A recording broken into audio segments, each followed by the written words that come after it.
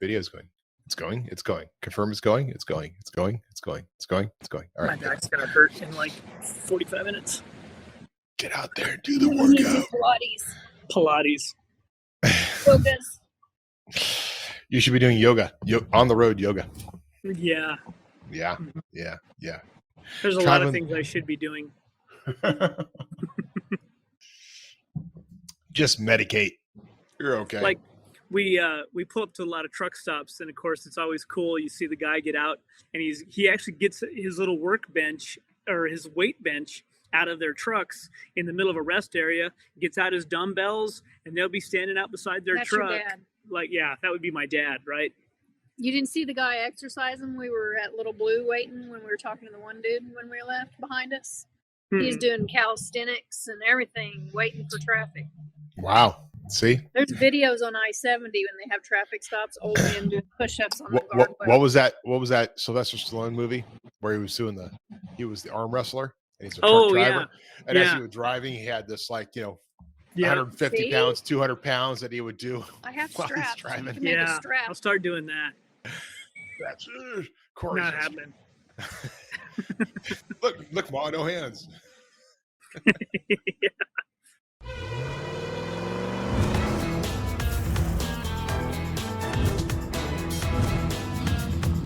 The Modern Jeeper Show, the show about Jeeps, Jeeping, and Jeepers.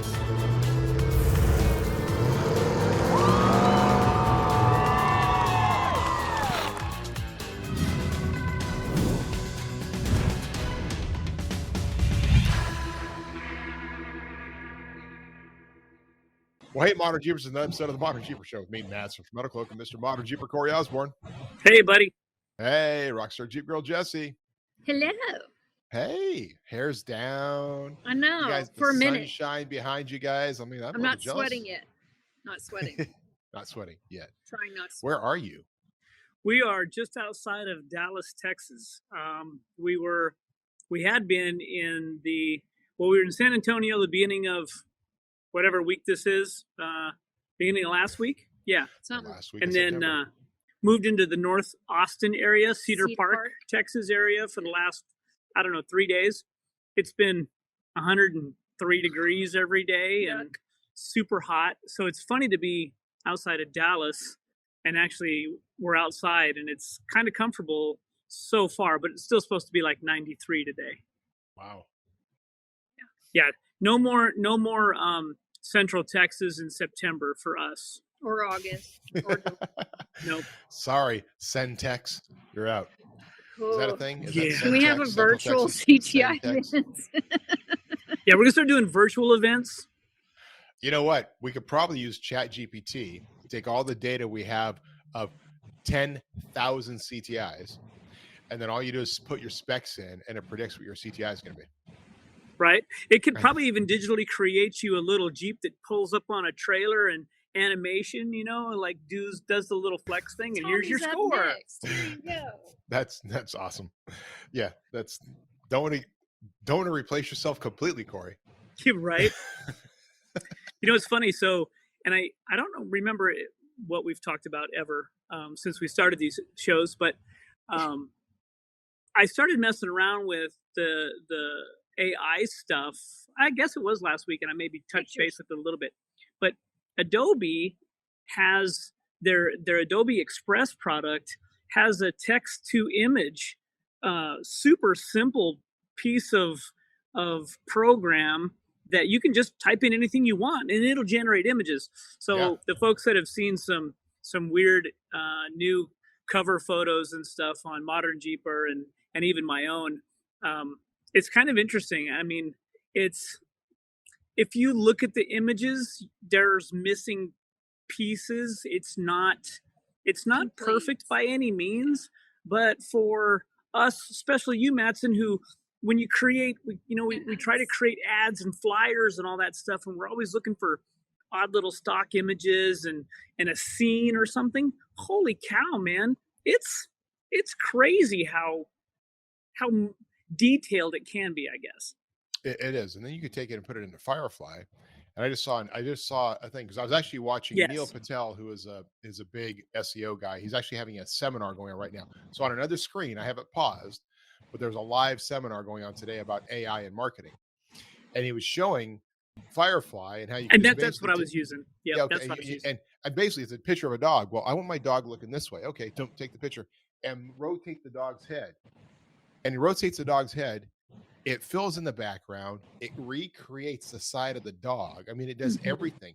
And yeah, if you look at the detail, it's slightly off. But since most of us are using this for not for like big images on the wall, we're using this for web pictures, that sort of thing. The little details aren't really that important. But if it's doing that now, imagine what it could do in 5 years. Oh yeah. Right? I mean the little I had it create. I just put in some simple. I didn't get crazy elaborate, but literally put in like Jeep off-road racing.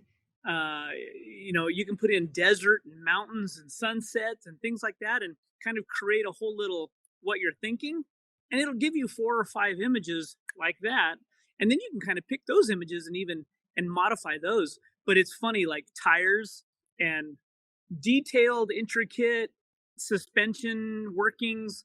Those are kind of these gray areas that it'll depict. Yeah. If you look like there's stuff not connected and stuff like that. But for the most part, the creativity aspect of it, even if you're not even sure what you want to create, you can put in mountain, sunset, rainbow, beach, and all of a sudden you have this amazing images of you can have people walking on a beach. And you really, unless you were to really drill down and look, yeah, there may not be faces on those people, but from a distance, it looks like there's 2 people walking on a beach. Right. And that's interesting because, and have you tried Dolly, which is OpenAI's version of image creation? Well, so Dolly will create an image from scratch. And it really takes it from lots of different pieces. And I have seen some incredible images come out of Dolly. But you have to do a great job of describing it, right? The engineering of the prompt for AI is the resultant of what you will get. And in doing it, I did some for Jeep, like a Jeep CJ, whatever. And it's like it got the concept of the Jeep, but where it struggled the most, and this is what's funny to me, where it struggled the most was on the grill. Like 5 slots, 4 slots, 8. It couldn't get the grill front thing right. I don't know what. Maybe there's like because of the Jeep copyright. Maybe there was an issue with that. I don't know, but that's what I was thinking. It couldn't get the grill right. Well, and I wonder, can I share? If I share my screen, will it go on to what you see? Yeah, exactly. Whatever is going right now, I will see. Oh, that was actually something I thought it created really cool. Now, again, it's not any kind of real picture, but I like the concept. It's like a concept. Yeah, it's pretty cool. Yeah, I can see that. That's because it kind of got the tires right. It kind, It's shut. Nice. So for those who were just listening, you have to go check out YouTube to see what we just looked at. That's right. That's at a minute, maybe 8 minutes or whatever in, whoever. So you can go check out YouTube. Add to the views over there. Subscribe. Say like. I think he's dreaming of cactuses and deserts. Yeah, maybe nobody around. Yeah, it's it has been a wild week. We've had such great folks show up at some of the CTI events. We were at Bikini, we were at Round 2, we were at Baldy's.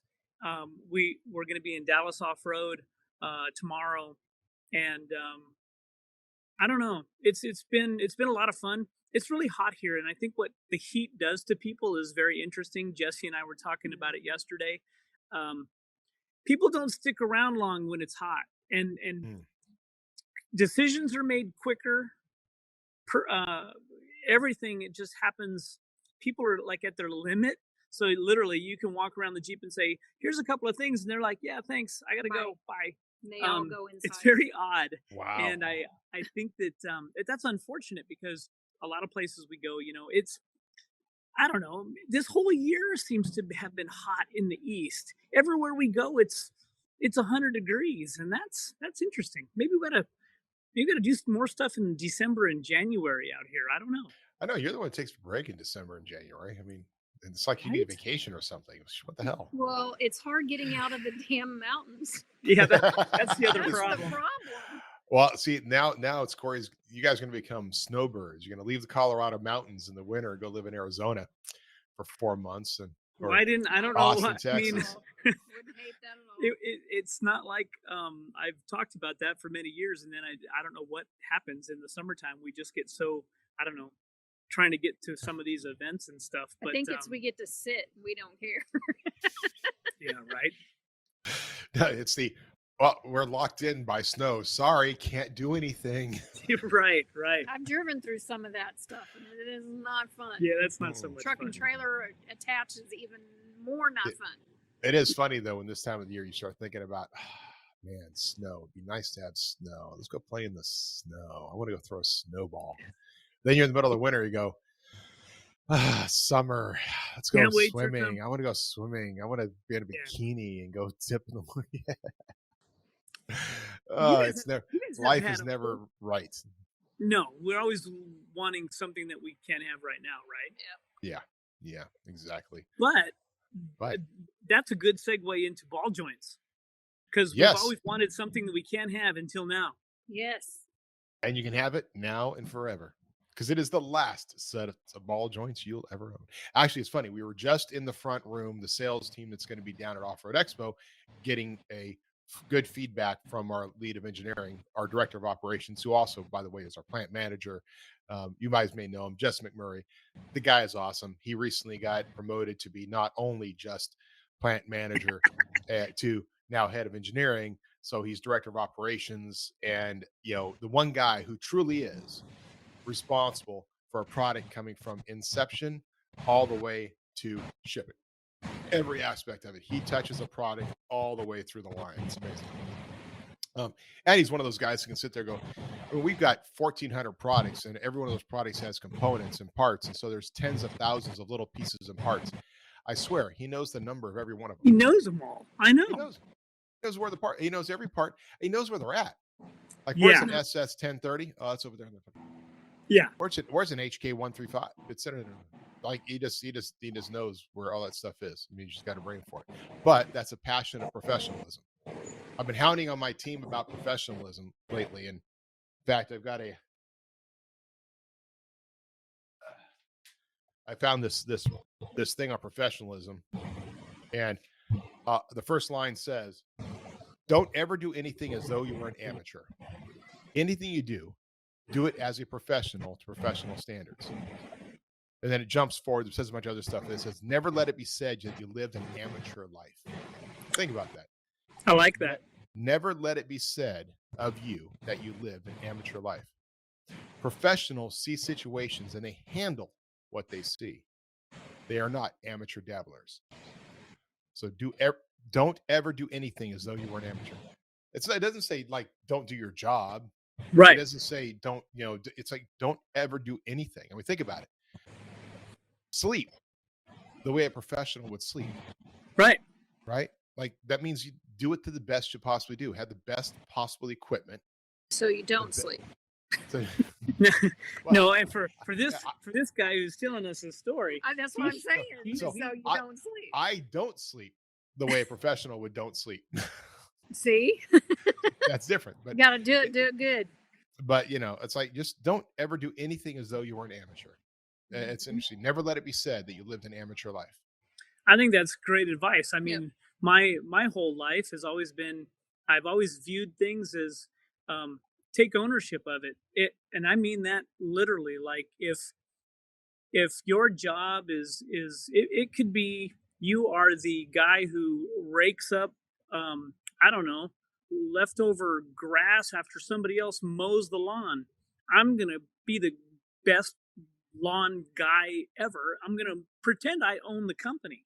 And it's no different in everything we do. If we view something as it's our own, well, we're going to care more about it. Yeah. So again, we all have ownership of ourselves. So why not be professional in everything you do? I mean, exactly. In fact, you once said that you were given the advice to look at everybody as if that person could be your boss, or that's right.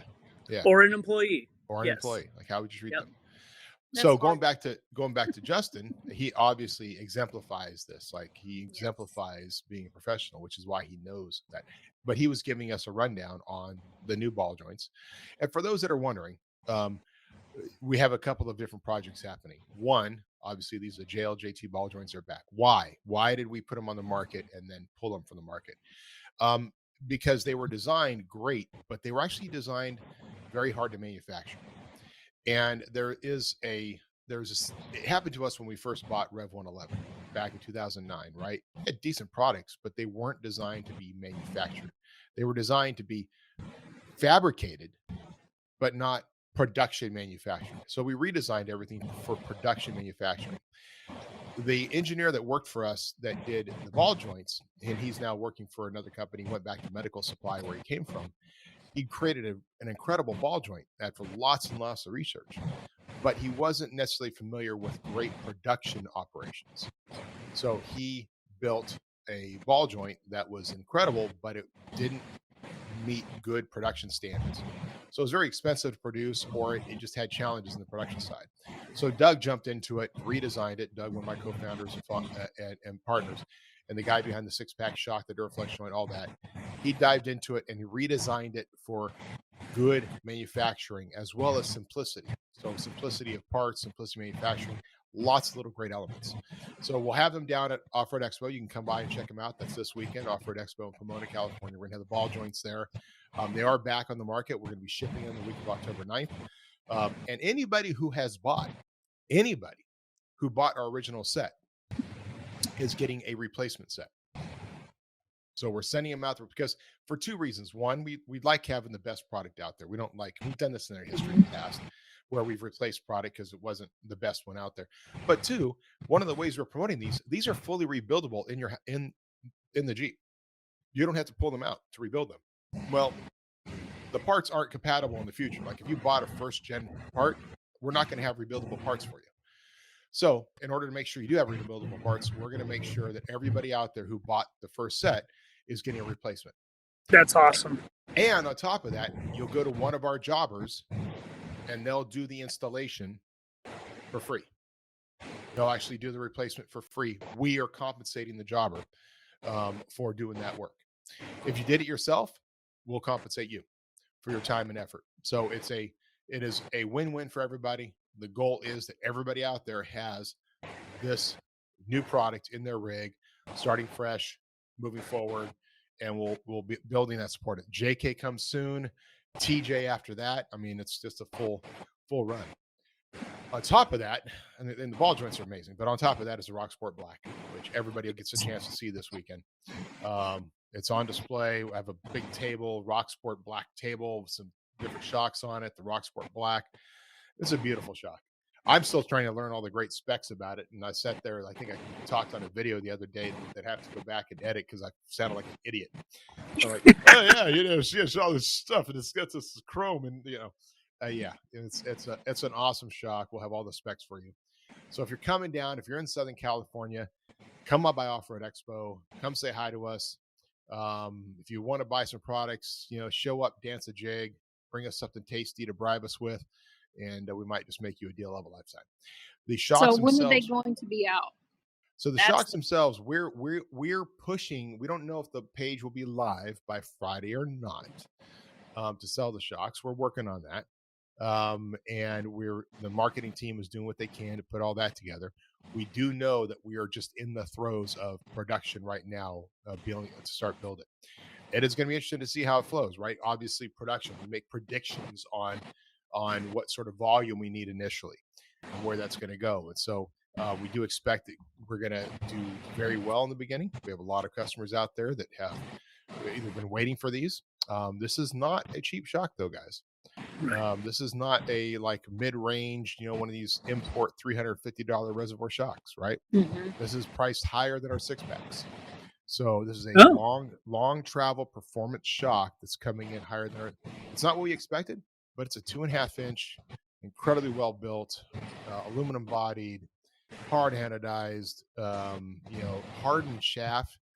One of the things when we were down I was up visiting Thurin many months ago just to say hi, check him out. And he pulled up a shaft from another company who shall remain nameless, and basically took a wrench and hit the shaft and it put a dent in it.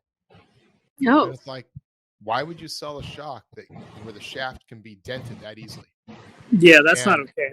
our shaft is so hard, you have to get special equipment to cut the damn thing. And bang on it and bang on it and bang on it. And there ain't any marks. So we really did everything we could to build. The original name for the shock was going to be Overkill, because it really is overkill. Right. But it's called the RockSport Black. Yeah, and I remember the guy who came up with that at a meeting once. Yeah, silly guy. So maybe for our listeners and whatnot, and I don't know this, but in fact, I was just thinking about it. Maybe at some of the shows we start hitting in the next month or two, it's possible we may have one for display if folks want to come over and take a look at it. But yeah, we're still, I'm sure, a little bit out before we can get that to happen. But if you're going to be at Off Road Expo, that'd be a place to see it first. Yeah, be at Off Road Expo. We built a display stand, easy enough to transport and ship out to you guys. I have you can do the same thing. I have a RockSport black tablecloth, so we can get you going out there. Now Nice. we're also going to have a presence at Trail Hero, but not a booth. We're not playing. I think a couple of guys are going out there. I think Aaron's finally going out there to check things out. Good. good. He can go see. Yeah, go see what it's like, because others have out there been bugging him about it. So I think he's going to fly out, hang out for 24, 48 hours, and then fly back. But cool. But let's see what it's like out there. And, nice. Yeah, it is interesting that a lot of our friends and our partners are skipping Off Road Expo this year and just doing Trail Hero. Interesting. Yeah. Yeah, I mean, that's a show we've gone to in the past, and it's a big event, and I totally understand the attraction there, because there's a lot going on for 5-6 days there. But for the CTI trailer, it's probably just it hasn't worked out to the best in the past. It's been good to have like a static display, but it's a wheeling event, so a lot of people are out on the trails all day long. Like I said, there's a lot going on. So yeah, for what we do, it's a little different, and then maybe the show evolves more. Who knows what next year looks like? With hopefully we have a new CTI trailer, and it's hard to say what the schedule will look like. But I know there's a lot of people that go to the event, and there's a lot of people. I mean, it's a cool place to go, whether there's an event there or not. We were talking this morning a little bit about just that area to explore is super fun. Again, there's a lot there. You're at the north edge of the Grand Canyon, and that's not that far from where St. George and Hurricane and Sand Hollow is. So yeah. Look, you sounding like a local Hurricane. All of us in California, we just call it hurricane because we just experienced one of those. Went through a hurricane the other day. Hurricane. On the trails. Yeah. The houses they're building are encroaching on all the back trails. Well, for shame on them. Yes. Well, it is interesting because I know that one of the suggestions that came our way was to do the CTI down on the beach area, like where people are just hanging out, like just do it down there, just kind of set up your own event down there, right? Instead of trying to depend on the vendor show. Right. But, it seems to me, and I haven't been there, but it seems to me the vendor show has gotten longer. But, in the early days, it seemed like this was really just a great event for all of our vendors, all of our partners, and all the other companies who go to Off Road Expo, work their asses off for 48 hours, get all the sales, and then they go to Trail Hero to wheel and do events for 5 days. I'm marketing for 5 days. Yeah. Quote unquote. It's kind of like some of those events like Jeep Beach, where they just become a destination for, wait a minute, isn't the vendor thing just for 2 days, but everybody has to be there for a week? Yeah. Well, that was I've said it before. It was a great attraction to Ocotillo Wells. Yes. And Tierra del Sol was that you would go out there and you wheel in the morning, and the vendor show didn't start till noon or 1 o'clock. And then literally it was the hours. You didn't have to be at your booth at noon or 1 o'clock. And then one day it changed.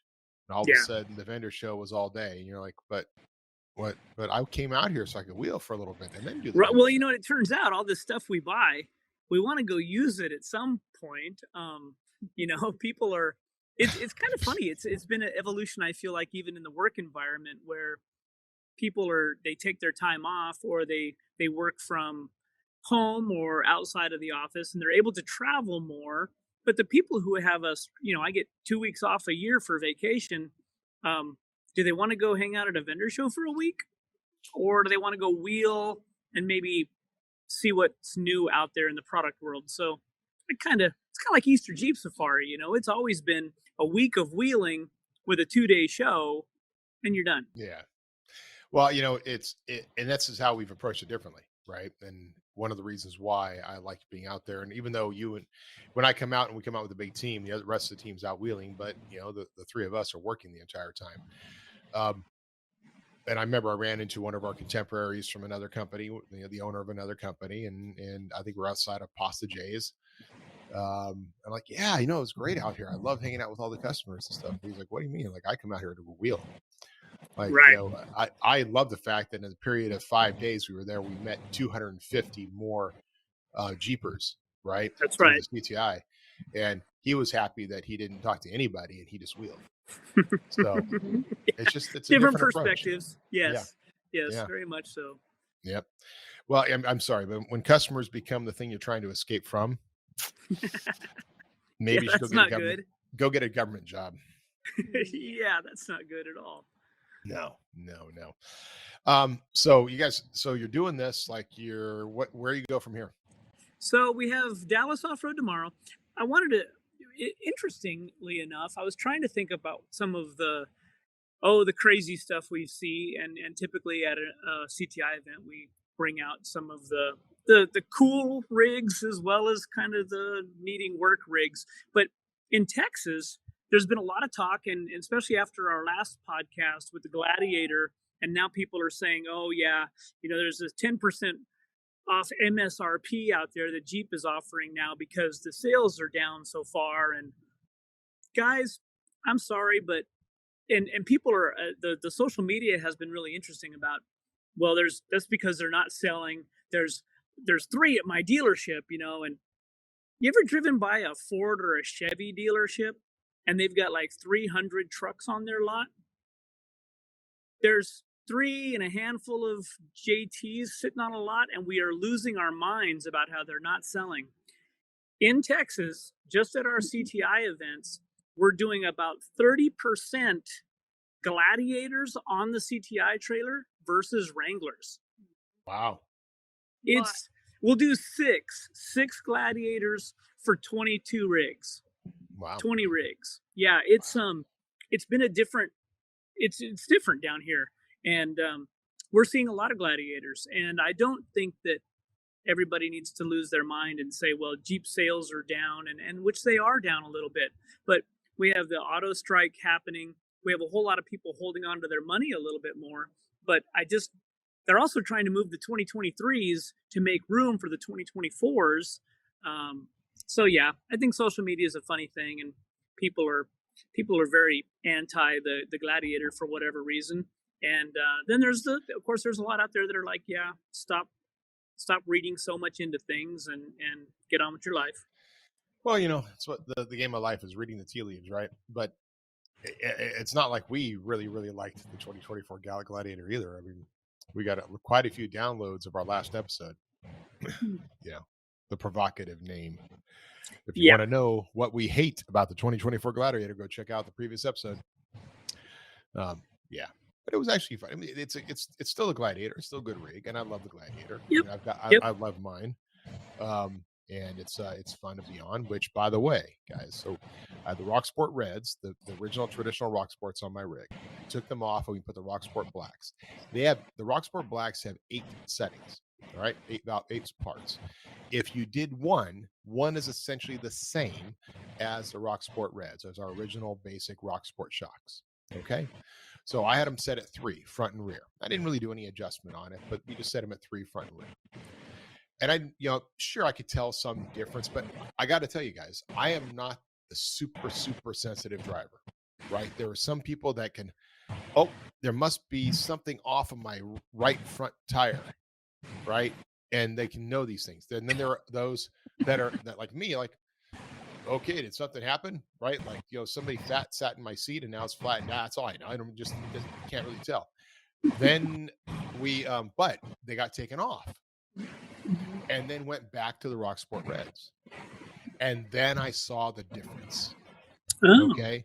The difference between exiting our lot and going through over the railroad tracks and stuff, and the rig, the Gladiator, which has the tent on it, which has the rack and everything, doing this little play, right? That little back and forth shuffle that happens. It wasn't happening with the RockSport Blacks on it. It was absorbing that like it was like butter. And all of a sudden I put the RockSport Reds back on, the more softer shocks, and I can feel that little shimmy of the rig as it's going over and feeling a little bouncy bounce as it's going over things. So it's an incredible difference. Aaron had them up to like 6 or 7 when he was driving cross country in the 392, so that it can felt more like a sports car, right? Handling, cornering, and stuff like that at the 6 or 7 part, versus taking it down. And they're easy adjustables. You just click, click, click, click. Hey, I'm going to go off road a little bit. I think we'll make them soft, and then we'll go off road or whatever you want to do. I think Will was running a 3 in the front and a 2 in the rear or something like that when he went up Fordyce. In them. So they are truly, and the thing I was trying to point out there is the adjustability is real. We did some testing on a couple different brands of shocks that have adjustability, and these are known brands, and you could barely tell a difference within the dyno. Right. Now, on a vehicle, there's some other dynamics that come into play into that, but on a dyno, you could barely tell the difference. And so when you're doing actual testing, but with these RockSport Blacks, there is a difference, and it's amazing. Nice. Well, we definitely look forward to seeing them in action, and I know that we keep talking about them everywhere we go. As far as the CTI Tour, we've been trying to, people are asking us questions, and we're trying to give them the little knowledge that we've had, and so this is probably the most information that we'll be releasing to everybody. And of course, once they hit Pomona, that'll be a big thing. There's also something much more simpler that you guys just came out with that is pretty awesome, which is the dead pedal. The dead pedal. So simple. Yeah. Aaron has had one for a little while, and he got the Quadratech one. Quite a few people have that Quadratech one. It's not something we invented, but he's like, I'm using this damn thing all the time. Let's make one. It's like, okay. So we made one, and it's cool. Stainless steel, easy to install, adjustable, 9 positions, 10 little rubber rivet nuts in there for gripping and all part of the design. Super simple, easy. And we're blowing it out. Like it's one of those products we just put out online, like, 68 comments on the post, and a whole bunch of them getting shipped out. We had to up production numbers just to be able to meet production demands. So it's pretty cool. Very good. We've had that fun stuff. I mean, we did the gold license plate frame. Right. And by the way, anybody who's listening to it this week, we've got the other little thing going on, which is the Rugged Radios promotion. Rugged Radios. Yeah, this is long arm. By the way, another thing about Off Road Expo, we're not bringing Metalcloak Jeeps. Okay, by which I mean these are not fleet Jeeps. We're bringing 2 employee Jeeps. One is a white Gladiator known as Betty White. You've seen it out on social media. Does a lot of Baja stuff. Goes down to Baja race all the time. Down the races. And we're bringing another one that belongs to another white JL that belongs to another employee. The reason we're bringing these is because they're both installed with long arm kits. So this is going to be the show of long arm. This is like last year we had our JK out there with a bolt-on long arm kit. These both have bolt-on long arm kits on them. So, and that's what this week is all about. This particular week is the long arm week. And if you buy a long arm kit, any long arm kit, Rugged Radios is sending you a couple handheld radios. It doesn't matter if you convince the guys here to give you a discount, and you buy with a discount, you're still getting a couple of radios from Rugged Radios sent to you. Nice. Yeah. Yeah, that's really cool. I mean, again, there was Mr. Greg Cottrell just put up a little post. I think it was yesterday or day before yesterday, and I shared it out.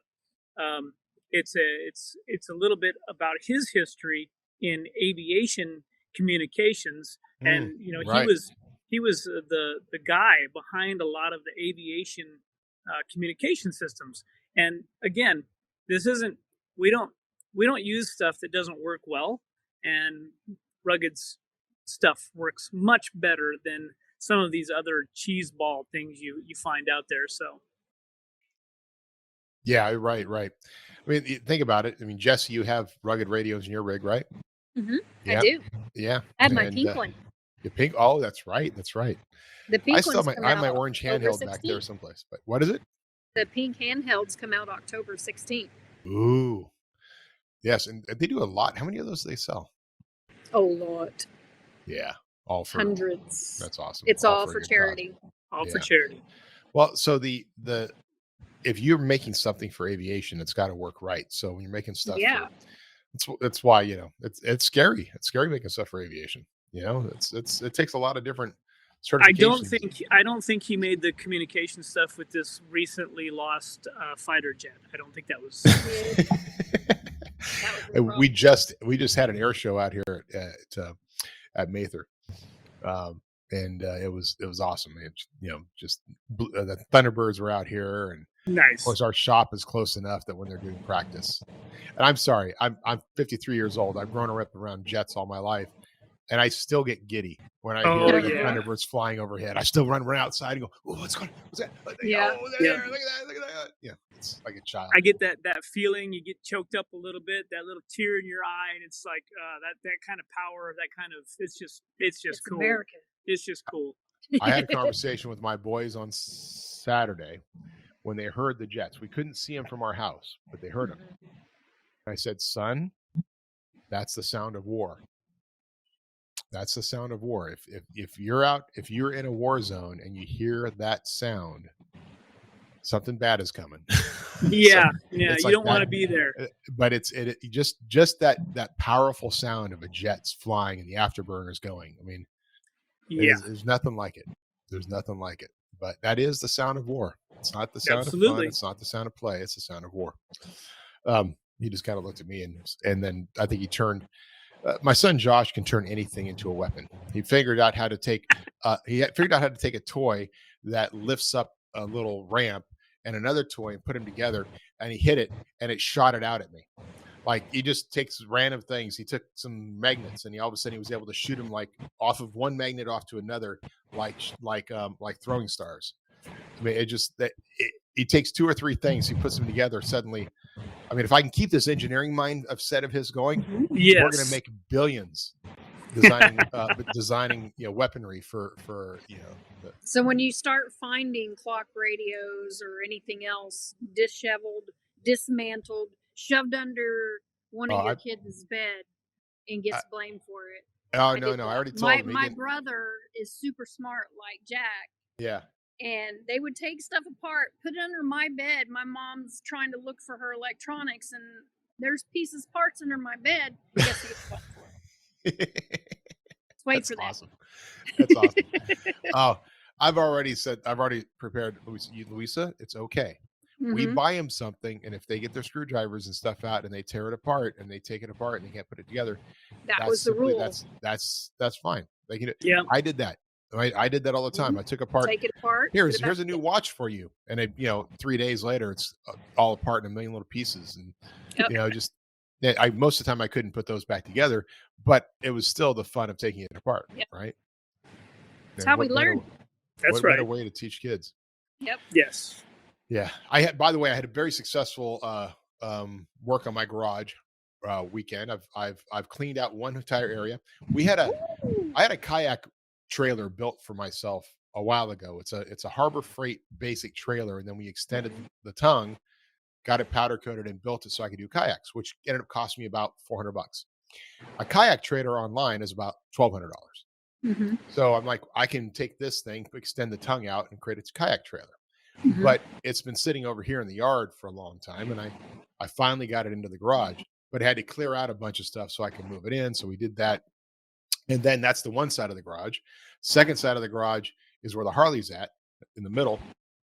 And I did all that, and I cleaned all that area out and stuff and got rid of a bunch of stuff, moved things around, except I still have my tool chest from when I raced. Mm-hmm. And it looks like my race car did by the time I finished racing. It's dented all up and beat up and stuff. So I'm still trying to get like a replacement. And I'm torn between getting the Husky brand big tool chest, which has the wooden top from Home Depot, or getting the little bit larger US General from Harbor Freight. Orange. That's orange from Harbor Freight. It doesn't have the wooden top though. It just has the rubber top. But I'm kind of torn between the two. Orange. Well, my big cabinet is the Husky one, but it's the big cabinet. It's got power up in the very top of it to plug in rechargeable stuff, and it's wide. It's probably it's 4 feet wide, and that's kind of the base where everything lives. But then we have a smaller roll around cabinet for. No, it's basically the work cart that can get wheeled over to a Jeep and that kind of stuff. But I like my Husky stuff. I like the Matco tool stuff too. But it's kind of like Snap-on. Those cabinets get expensive. But US General, those are good cabinets too. I mean, nothing wrong really with any of it. If you can find something that you like, that's really what it's about. Yeah, the only difference is the US General. Again, I like the wooden top on the Husky. But the size Husky that I want, that's about, probably $700 something for that size, where it's, $450, $500 for US General. US General. Right. But the Husky does have the power. It has the power connection. It has the power strips within it. It does have. Yeah, and the whole top piece closes, and then you've got some really wide drawers in the very bottom, which, for big wrenches and sockets and stuff, that thing holds a lot. Well, that's my problem, is that my workbench now, which I have this whole section as a workbench, is where basically all of my Ryobi tools are sitting, because I have no place to put them. So I've got to get the cabinet to where I can do it with a combination of that and hanging them up. I don't know if you've seen, but Ryobi has the somebody made these little Ryobi battery inserts. Oh yes, insert them, and then it becomes a hook. That's like, it's like it'd be an endless supply of accessories. Yes. Spend $150 for your Ryobi tool and then buy $20, $40, $50, $150 worth of accessories. Well, and I'm a soft close guy, so my cabinets I have to be able to kind of shut the drawer pretty hard, and then they slow down and they go ahead and they close themselves. Yeah. I've gotten so used to that over the years. Now I can't get away from it. The little Matco tool cabinet I have that I love, that came from Christian at Lunas Off Road, it's not soft close, and so if you shut it too hard, everything in there kind of goes to the back, and it's just a big mess. So right. Well, and that's the thing. Like, I mean, even here at Metalcloak, in our R&D spot, you can't see it now because we've changed all the labels to Metalcloak, but it is a massive cabinet. It's a whole setup system, right? But it's all Icon, which is the higher end Harbor Freight brand, right? So we've got the center, we've got the side walls, we've got the overhead, we've got the back wall with the lighted bench. I mean, it's awesome, it's beautiful, it's massive, but it is Icon. I mean, it was good, but it wasn't cheap. I mean, that Icon brand at Harbor Freight probably is still cheaper than Matco, but it's not. It's not a cheap system. Well, yeah, I mean, heavens. Then there's the Snap-on stuff, and I get it. Guys that are breaking tools on a daily basis, and the truck makes a stop by the shop. I totally understand that work need. But yeah, when you have $20,000, $30,000, $40,000 for a cabinet that you're going to pay on the entire time you have that job, that's a little bit out of my deal. But if you're a professional mechanic, I get it. Yeah. Have you ever seen the TikTok on the Snap-on tools? Oh yeah. They have the pretty girl with hardly any clothes on, showing you what the big wrenches do, and yeah. The Snap-on still the company that issues the Snap-on calendar. Yeah. I mean, honestly, if Snap-on was smart, they probably could start issuing that calendar and make more money. I mean, Sports Illustrated calendar is still a big money maker. Right. They make more money than that than they do on tools. But listen, Snap-on and Matco, they're crack for mechanics. Mm-hmm. We and as an employer, you kind of go, yeah, go ahead. I always remember Snap-on coming by my dad's service stations, right? The mechanics went out there, and every paycheck, and guess when they showed up? Right around payday. Yep. smart. They come around, they do their trips around payday, and they get around. And you always want staff that's a little bit in debt. Yep. Got to keep them in debt. Mm-hmm. As long as they're in debt and they got kids, they ain't changing. That's right. They ain't changing. They incentivize. Thankfully, at Metalcloak, we don't have to worry about that. Thankfully, we incentivize our employees other ways, but it doesn't hurt. So yeah, it's my my AI conference is still going on over here, although I can't hear anything, but I'm watching the chat, and I guess they're not happy with the current speaker. Who's this guy? Why is he talking? It has nothing to do with AI. Somebody didn't screen the speaker. Awesome. Well, we will be, like I said, we'll be in Dallas tomorrow, Dallas Off Road, 4 to 7. And then we're heading kind of backwards a little bit. We're headed over to Hot Springs, Arkansas. We'll be with Jeremy Rowe and the family wheeling event of the weekend for Hot Springs Off-Road Park. So we'll be there for a couple of days, running the CTI trailer on Friday and Saturday. 3 to 6. 3 to 6. And then... yeah, we actually might get the chance to get on a trail or two beforehand, and that'll be a good event. That's going to be a big family event. So if you're in the Hot Springs area this weekend, and then we'll start headed back home. We got to get home by, I think, Tuesday. The truck needs has some issues, and so we're going to get it into the shop, reload, trade Jeeps, and head back. We go all the way back across to Ocala, Florida for Jeeptoberfest. And wow. Then, Myrtle Beach, South Carolina. We have the Help with Vet Shine event in North Carolina after that. So October is full. Yeah. And then we'll head back, sometime after Help with Vet Shine, the end of October. Wow. All right. Well, that's a lot on the plate, and maybe I'll see you sometime in the next, quarter, maybe.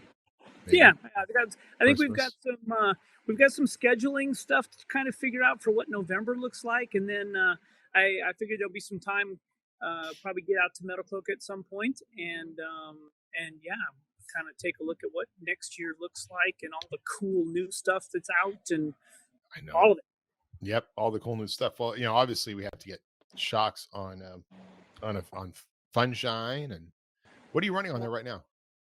Just the RockSport Reds. Oh, okay. Oh, RockSport. Okay, cool. So because I was waiting. Yeah, we get blacks on Funshine, and then at some point get the blacks. Child. What do you have on Silver Spike? The Gladiator's got six packs on it. Oh, it does? Okay. Well, then that's fine. Now, one thing you could do is, did you chop the rear for the 6-packs? No. Okay, cool. So you could still go back to, you do blacks on it if you want, or you just leave 6-packs. Not a big deal. Either way, works fine. 6-packs are great. And they're mainly built for, for anybody out there who's wondering, 6-packs are built for rock crawling. That's why they work so well on the LJ. We have the LJ with us, and it's still fun. We still the reason we brought it, especially for this little tour, was we've had a lot of questions in the past, and so I'm trying to get ahead of some of that a little bit.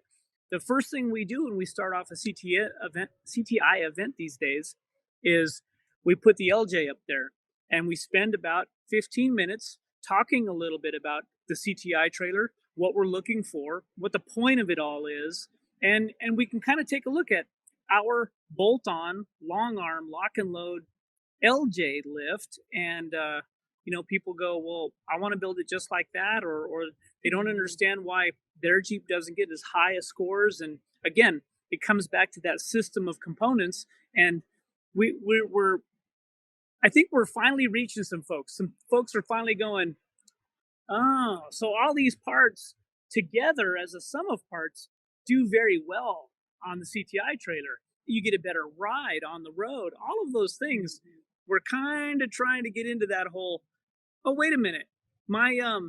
I've got your springs, but these Falcon shocks are limiting my flex.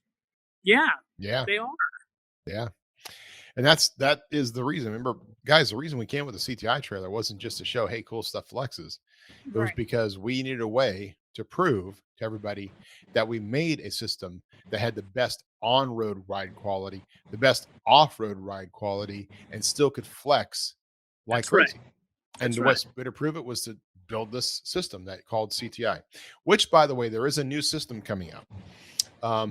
We're kind of working on the name for it. Technically, it's Shock Travel Index, but we're still working on that. The system is designed to provide a great amount of. So I'm just getting handed a shirt here by Mr. Becker, who wants to stay off screen. But Scott Becker, our marketing guru, who does all the videos and stuff, he was gonna pop his head in here a little bit. See if I can move the camera up. He's like, no. There he is. There he is. How's it going? Hey, buddy. I don't want to interrupt, but the door was shut, and I needed to get that to Matt. Yeah. So this is my anniversary.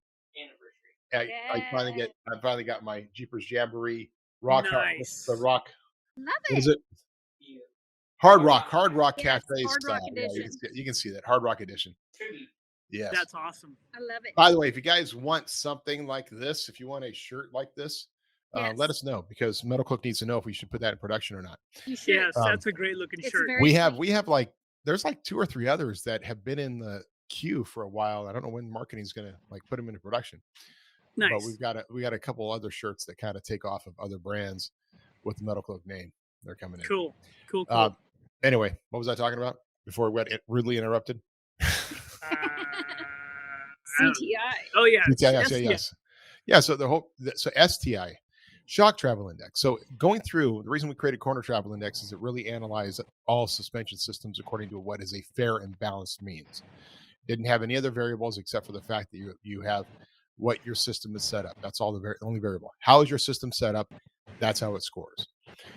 Shock Travel Index is the same thing. How your shock is set up and how you design your shock determines what your Shock Travel Index will be. And we're simply going to be scoring that. So we're simply evaluating shocks based on it's based on a standardized basis. Now, many times, like Fox, in some cases with Fox, they'll tell you measurements and you can't figure out where they measured them from. Mm-hmm. Right? But if you take their basic marketing data, you can get X. But if you actually take a different data and go, well, we're measuring everything from eyelet to eyelet, you get Y. And that's going to be the real index. So we're going to be able to show, here is the index of relative travel, relative to every other shock in the industry. So we know where we sit. And we sit too. I mean, the whole point is to understand where we sit compared to the rest of the industry. So we still have the highest Shock Travel Index on all of our shocks and all of our products. That's the goal. Mm-hmm. Well, and yeah, that plays into a lot of the conversations we have on the tour about, hey, the theory behind a 15-inch body shock, that it can extend to 30 inches, that's part of this whole error in so many other companies' marketing, is you just there's more going on with a shock than what was being advertised, and for somebody to go, well, how do you? I just need a 4-inch. I have a 4-inch lift, so I need a 4-inch longer shock. Well, that's really not how it works. And until you know what you need fully extended and what that shock measures fully extended versus fully collapsed, all of those things, this is where this whole Shock Travel Index is going to come from. And I think it's going to be huge. I think that we're going to change the whole perspective of what people think they know, and it's because a lot of companies were doing a good sales job, I guess. That's it. I mean, sales and marketing sells products. Don't matter what, no matter how, and you spin it. I mean, I sold life insurance, guys. I sold life insurance. I sold financial plans. Not a lot of difference in a lot of different policies, but boy, can you make yourself sound so much better. You ever had a AAA plus policy? Yeah, but why is that different than a AAA policy? Oh, or AA plus, or AA. Right. No rating agency ever is going to be able to sell anything if they just said, well, we're giving you a B. Right. No. I'm AAA. Yeah. Well, you're AAA plus, AAA. Yeah, whatever. Anyway. All right, guys. Well, hey, it's another great episode. Anything else you have before we wrap up this amazing episode of the Modern Jeeper Show? I'm just jealous. I'm actually just tired of looking at the blue sky behind you. And this amazing location you're at. Wow. Look at that. Lake Ray Hubbard. Lake Ray Hubbard, outside of We're actually in a little town called Rockwall, Texas, which is kind of on our way through. So we wanted to get to this end of town because I got to tell you, driving here, not that fun. No. Nope. Wow.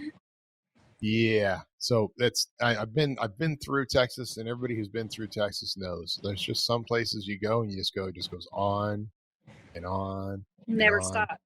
Yeah, going and visiting Marble Falls, awesome friends up there, Jones Jeep, but then going back down to the 10 goes on and on and on. Yep. At least now they got a few truck stops. There was a point in time where they didn't have truck stops out there. And this went on, and now on, everybody has. on. I think a lot of the people that left California are actually moving to Texas. Yeah. Because we thought everybody from Colorado that was moving to Colorado was from Texas. Maybe that's what's going on. California's moving to Texas. Texas is moving to Colorado. This place it's so busy. Colorado's moving to California? I don't know about that. Ain't nobody moving to California. Nope. There's no more such the although I will finish up for a little geekiness for people. There is a great podcast called the All In Podcast, and it features some really cool guys, right? And they just had a summit, the All In Summit. And if I can pull it up here real quick, and there is a video from that summit that went viral. And let me get the data here for it. Bill Gurley, a man named Bill Gurley. Now, Bill Gurley is one of the great VCs of all time, venture capitalists out of Silicon Valley. And he's retired now, so he can start saying what he really believes. And he does this presentation pretty much railing how bad Washington, D.C. is. And he kind of finishes up, the name of his title is 2,851 miles. That's the name of his presentation. The reason it's called 2,851 miles is that is how the distance between Silicon Valley and Washington, D.C. And the reason he called it that, and he kind of concludes with this, is the reason Silicon Valley has been successful is because it's 2,851 miles from D.C. Because it was distance from the regulation, because it's distance from all the problems that are created in DC. And he documents a lot of great stuff about how guys like Zuckerberg wants more regulation, how Bezos wants more regulation, about how these guys want more regulation. Why? Because it helps them ingrain their industries and keeps other people out. Right? Makes sense. Makes sense. It just builds up from that. Excellent. If anybody has a little bit of desire to watch it, Bill Gurley, just Google youtube.com, All In Summit, Bill Gurley. You'll find it. We'll put a link in the show notes. But it's just a great presentation. It's gone viral. It's more than just about Silicon Valley. It really is about saving our country from the problems we have that are being ingrained by industry leading up legislation. He pointed out how industry spends more time lobbying for and against legislation, how industry is writing legislation now, not the legislatures, how it's not about the people at the local level who want to have a law and that law gets changed. It's about how industry decides, the people at local level don't matter. Our business matters more. Therefore, we want to have the laws that benefit our business, not the people. Wow. That's pretty heavy. Yeah. Check it out, guys. All right. From all of us here at the Modern Jeeper podcast show, we'll see you on the trails. Cheers. See ya.